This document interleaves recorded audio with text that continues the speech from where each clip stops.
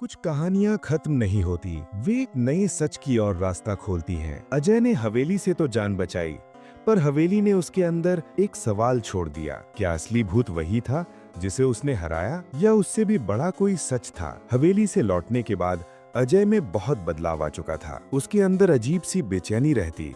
रात को अचानक उठ जाता, पसीने में तरबतर। कभी कभी उसे लगता कोई अब भी उसके पीछे है, कोई जो हवेली में नहीं रहा था। वो अपने कमरे में अकेला बैठकर गहरी सांस लेकर कहता, मैं तो डर जीत चुका हूँ। फिर ये कैसा डर है? अजय को एक बात बार बार याद आती।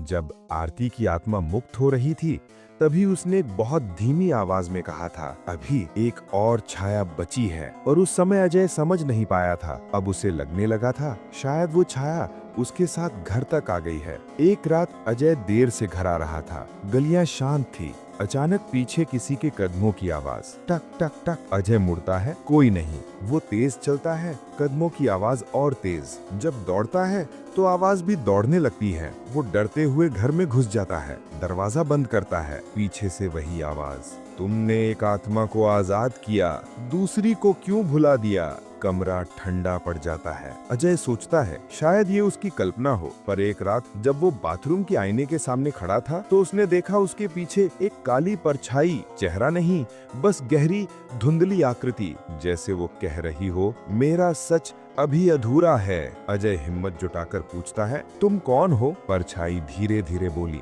जिसे आरती ने भी नहीं जाना था। अजय अगले ही दिन वापस बूढ़ी दादी के पास जाता है। दादी उसे एक ऐसा सच बताती है जो किसी ने आज तक नहीं सुना था। बेटा, वर्मा हाउस में सिर्फ आरती नहीं मरी थी, एक और बच्चा था जिसे सबने छिपा दिया था। उस बच्चे की मौत आरती की मौत से भी दर्दनाक थी, और उसकी आत्मा हवेली से बाहर भी भटक सकती है। अजय के पैरों तले जमीन खिसक जाती है। दादी अजय को एक लकड़ी का पुराना खिलौना कार देती है। कहती हैं, ये उसी बच्चे की अंतिम निशानी है। कहते हैं उसकी आत्मा इसी कार से बंधी है। अजय खिलौना उठाता है और अचानक उसके हाथ में कार खुद ब खुद चलने लगती है। जमीन पर गिरकर ठक की आवाज करती है। अजय जान जाता है वो बच्चा अब उसके आसपास है। रात को अजय बार बार सुनता है छोटी छोटी कदमों की आवाज, खिलखिलाहट, दरवाजे का धीमे से खुलना। अजय समझ जाता है ये कोई बुरी आत्मा नहीं, बल्कि एक अकेली आत्मा है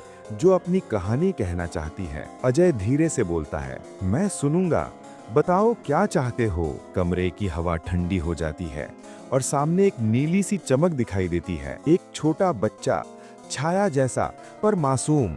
बच्चा टूटे शब्दों में बताता है, पापा ने मुझे कमरे में बंद कर दिया था, आग लगी और मैं बाहर नहीं निकल पाया। उसकी आवाज में इतना दर्द था कि अजय की आंखें भर आई। बच्चा आगे कहता है, मैं आरती को बचाने वाला था पर खुद बच नहीं पाया। अजय को समझ आता है आरती की आत्मा तो आजाद हो गई थी, पर ये बच्चा अपनी अंतिम बात कहे बिना फंसा रह गया। बच्चा कहता है, मुझे वहाँ ले चलो जहाँ सब खत्म हुआ था, मुझे अपना आखिरी खिलौना वहीं रखना है। अजय जानता है इसका मतलब वो फिर से हवेली में लौटना पड़ेगा, पर इस बार हवेली और भी खतरनाक थी, क्योंकि अब हवेली पूजा पाठ के बाद बंद कर दी गई थी और कोई भी अंदर जाने की हिम्मत नहीं करता था। पर अजय कहता है, डर से भागना नहीं, सामना करना है। रात के ठीक 12 बजे अजय वापस हवेली के गेट पर खड़ा था। अंधेरा पहले से भी ज्यादा भारी, हवेली जैसे फिर से जिंदा हो रही थी। अचानक बच्चे की आत्मा बोलती है, डरो मत, मैं तुम्हारे साथ हूँ। अजय अंदर जाता है। जैसे ही वो बेसमेंट की तरफ उतरता है, हवेली जोर जोर से आवाजें करने लगती है।